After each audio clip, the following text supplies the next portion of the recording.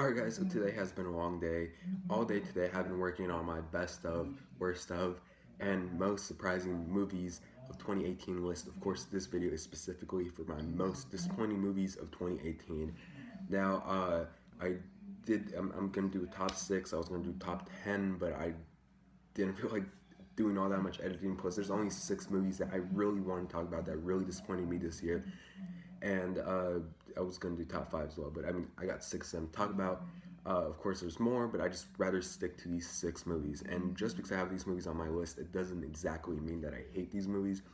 Yeah, some of these movies, when I reviewed them on my channel, I wasn't too nice to. But there are some movies on this list that, I don't hate, but that I don't love. But they're still on this list because it didn't exactly meet their full potential. So, of course, starting with number 6, we have the Happy Time Murders. The Happy Time Murders is basically the concept of basically taking something that basically children love and making it into an R-rated movie. We've seen that done before with the Ted movies, Sausage Party, and now the Happy Time Murders. Basically, the concept here is making a movie with puppets that basically have sex and get murdered. And okay, look, this movie isn't exactly terrible. I just don't think that this movie exactly reached its potential to what it could have been, because I feel like if this movie probably focused more on the mystery aspect of the movie, which I felt like sometimes it got away from that because they just tried to push this movie too far with the comedy. Um, I really think this movie could have been much better if they would have focused mainly just on the mystery aspect of the movie. Again, they just tried too hard with comedy here, and comedy never exactly always landed. Sometimes comedy was funny, sometimes comedy was not. So, you know, this was a disappointment. It could have been more. Again, it's not terrible. I don't think this movie's as bad as people say it is. It's not exactly as good as it could have potentially have been. Number 5 on my list is a movie that was supposed to be released by Warner Brothers theatrically, but then last minute they sold it off to Netflix. Mowgli. Mowgli isn't exactly also just like the Happy Time Murders. It's not a terrible film. It just could have been much better. That's for sure. I'm mixed on the movie. It's like right in the middle for me, and like I love the 2016 Jon Favreau live action Lion King. I think, and not Lion King, Jungle Book. I think that version of Jungle Book is probably my favorite telling of Jungle Book because of how impressive that movie actually was. Not only that, but it had everything, it had story and everything. And then this movie, it's basically promoting it as the darkest telling of the Jungle Book. Yeah, but I mean, it just feels like it does things that it doesn't need to do. Like specifically one scene towards the end of the movie, they kind of kill off a character to motivate the main character of this movie. And I was like, okay, I see what they were going there. I see what they were going for, but did we have to do that? Like, if you've seen the movie, you know what scene I'm talking about.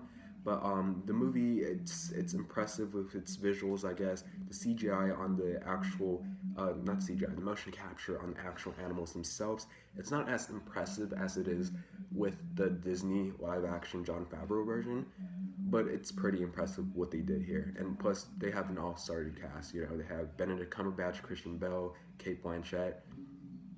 It's a fine movie. It really is. Number 6 on my list is another movie that was supposed to be released in theaters, this time by Paramount. But then, of course, they released it on Netflix, The Cloverfield Paradox. This movie had a brilliant marketing strategy. Of course, everybody knows this, that they dropped the trailer during the Super Bowl, and it was available after the Super Bowl to watch. And of course, after the Super Bowl, first thing I did was I hopped on Netflix and I streamed this movie. And I liked it at first, and now the more I think about it, it's not exactly the Cloverfield movie that I wanted. It's a huge disappointment in its storytelling. I just felt like the story was just too. It just felt like the story was too uninteresting for it to be a Cloverfield movie, and it even feels sometimes like, this movie had reshoots, and you could easily tell where those reshoots were. You could tell that it was mainly in the things that took place down here on Earth. You could tell that those were the reshoots too, probably connected more to the Cloverfield movies. So, Cloverfield Paradox, honestly, I liked it at first, but the more I think about it, and especially as the Cloverfield movie, it's not all that good. Now, as for my third most disappointing movie of this year, Early Man. Aardman Animation's comeback from Shaun the Sheep, which I thought Shaun the Sheep was a fantastic animated movie, a fantastic stop motion animated movie, and it was probably one of the biggest prizes of that year for sure. And now Early Man, I was excited for it. I thought that this movie was going to be amazing. I was wrong because this movie is really dull. It's actually boring. I just didn't like what they did with the story. I mean, it's basically a soccer movie done in stop motion, and the story just it's flat. It's one dimensional. There's not much to this story. It's just a very generic story with very generic characters. The characters, yeah, they're likable, but everything about this movie just calls generic. So, Early Man, I would say this was my most disappointing movies of the year.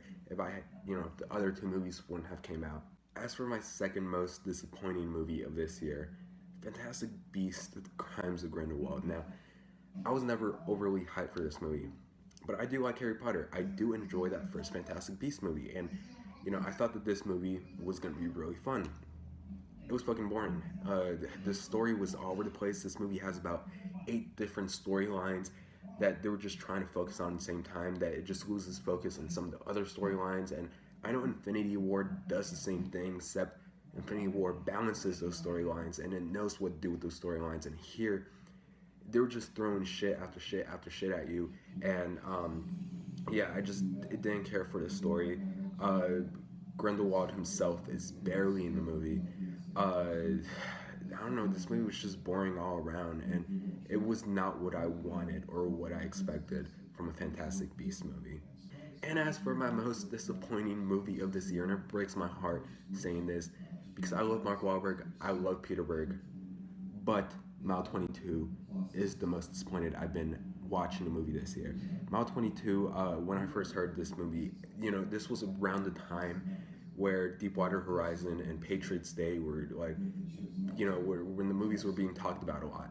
Because they're both movies with Mark Wahlberg, directed by Peter Berg, and I think that both those movies are great, especially Patriots Day. And then I saw a poster for this movie at CinemaCon here in Vegas about 5 months before this movie came out, and I was like, Mile 22 looks like a pretty fucking dope movie. This movie, just like, same thing with Fantastic Beast, this movie, the story is just all over the place. The story is also very uninteresting, and the characters are just so unlikable. I mean, at least probably the best thing that this movie has to offer are the very impressive action scenes, but that's about it because I was bored watching this movie, and this was one of my most anticipated movies of the summer. So there you guys have it, my top 6 most disappointing movies of this year. Again, Mile 22, my most disappointing movie of the year. I thought that this movie should have been great. It wasn't, unfortunately, but what did you guys think are the most disappointing movies of the year? I'm curious to see what you guys think about my list. Do you guys agree with me in any of the movies? Do you guys disagree with me with any of these movies? I'd be curious to find out. Comment in the comment section down below. As always, thanks so much for watching. Please like and subscribe, and I'll see you guys later.